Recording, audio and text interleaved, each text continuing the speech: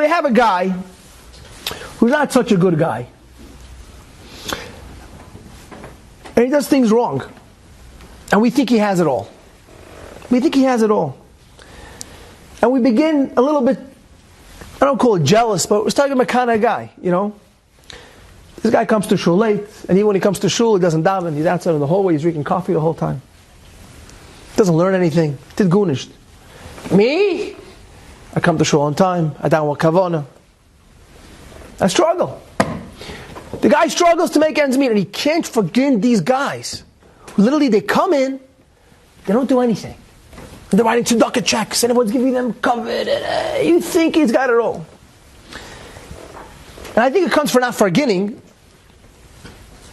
But you can't believe how you do everything right, and you think Yenim is doing it wrong. How does this guy have everything? It makes no sense. I work in my avodas Hashem. I work hard in my avodas Hashem. And I struggle. And this guy, avodas Hashem, he's just writing tzedakah checks. Because the rabbi comes to his house and gives him a pat on the back. Geschmack. Me? Chabgunisht. What should I do? And the Torah told us, Lo yisachmad, you can't be jealous of this guy. But what do you mean? I'm doing everything right. I'm learning. I'm ben Torah. I put in 2 hours a day, an hour, a half hour a day.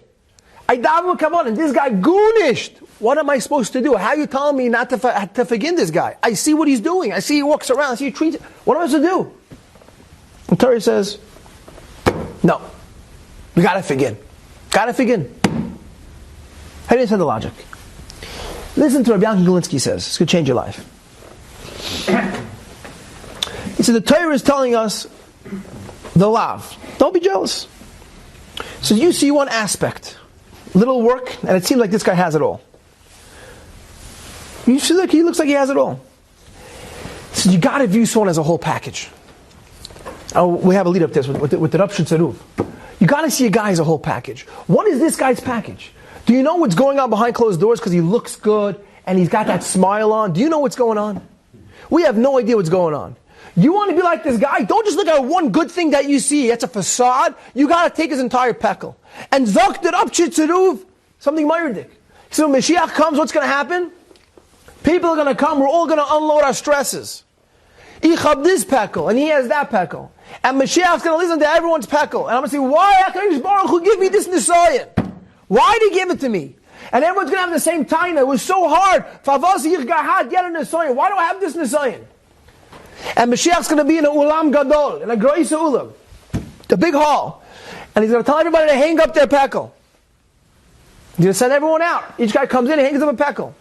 And when all the pekel are up, we're all going to come back in. And he's going to say, choose your pekel.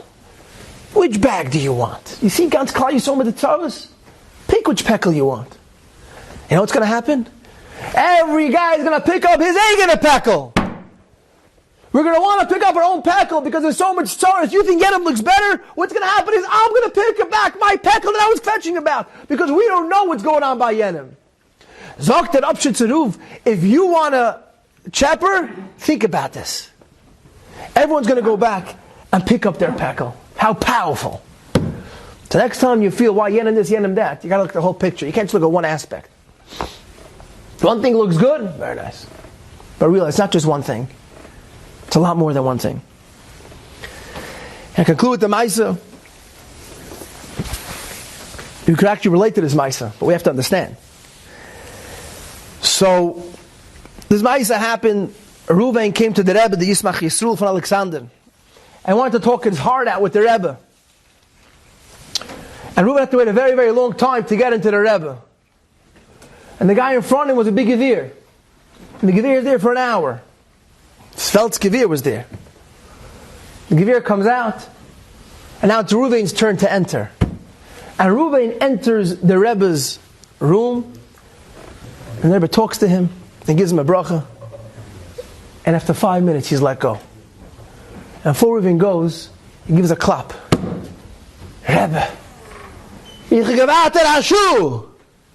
I waited an hour to get in, and this guy with Rebbe Geld, with big money, the Rebbe gave him an hour. Me, Chodesh kan Geld. Rebbe gives me 5 minutes. The Rebbe tells him, let me tell you something. He says, with you, I have no question. I know what your troubles are. I spoke to you, I gave you a bracha. But a Gevir comes in, Mr. Macho, he's also got troubles. I got to peel away layer by layer and layer till I get to his problem. Because he thinks he has so much money, he thinks he's it. He thinks he's got it all. Until we peel away layers, and we get to really what his problem is. And oh boy, does he have issues.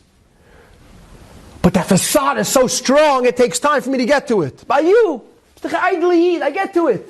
So that's it for you, 5 minutes was enough. But that guy, we got to peel away layers. Powerful. So remember, this week's parasha, you have somebody who tickles your right pinky, we're going to do kindness. That's what we're going to do. That's what the Torah says.